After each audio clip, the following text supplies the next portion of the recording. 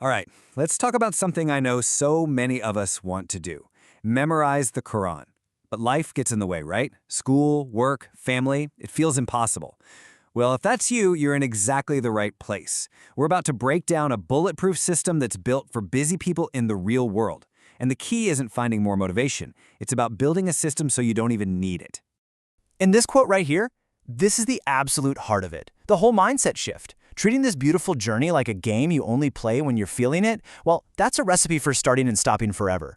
The secret is to treat it like a protocol, a simple, repeatable set of steps that you just do every day. That's how you build real momentum. I mean, does this sound familiar? You get this huge burst of inspiration. You're on fire for a few weeks, making amazing progress, and then life happens. You miss a day, then two, and before you know it, that little voice of regret starts creeping in. If only I'd just stayed consistent. It's a painful cycle, and this system is designed to shatter it for good. So here's our game plan. First, we're going to talk about the motivation trap. Then, we'll get into how to build the habit first.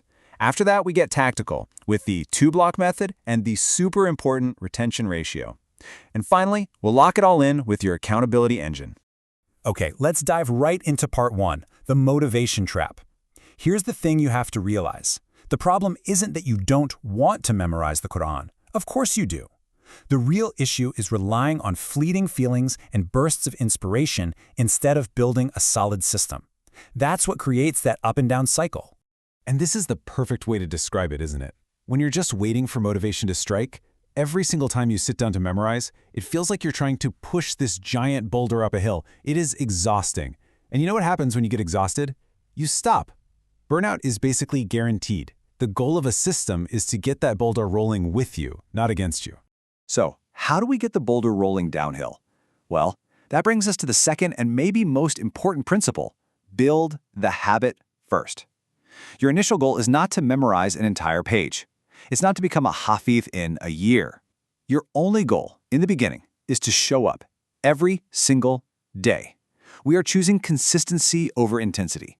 And just look at the difference here. On the left, you've got the intense approach. You go hard for a couple of hours, maybe 3 times a week. It feels really productive, but it's hard to sustain, and it's how you burn out. But on the right, the consistent approach, just 30 minutes, but it's every day. That's sustainable, that builds momentum. I promise you, over a year, the person on the right makes way more progress because the habit becomes effortless. All right, so you're showing up every day. Awesome, you've built the habit. But what do you actually do in that daily 30 minutes? Now we get into the practical stuff. Section 3, the 2-block method. This is just a super simple way to structure your time for maximum effect.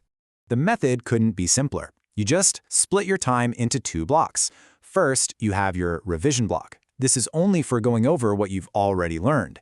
You could probably do this on your commute or while doing chores. Then, you have your memorization block. This is for brand new stuff, and it requires your full, deep focus. You want to schedule this for when your brain is sharpest, like first thing in the morning. By splitting them up, you make sure you never neglect the crucial work of revision. And speaking of revision, that brings us to section 4, the retention ratio. Now, this might sound a little boring, but I am telling you, this is the real, unglamorous secret to making actual long-term progress. Because anyone can learn something new. The real challenge is keeping it. Just take a second and let that sink in. It feels great to memorize a new page, right? It feels like progress. But if you're forgetting the page you learned last month, are you really moving forward? It's like taking 1 step forward and 1 step back. And that feeling, that frustrating feeling of losing what you worked so hard for, is one of the main reasons people quit. Retention is the real skill here. So how do we master retention? We get smart with our time. Look at this chart. When you're a beginner, a 1-to-1 ratio is probably fine. Half your time for review, half your time for new verses. Simple enough. But as you memorize more and more, that ratio has to change, dramatically.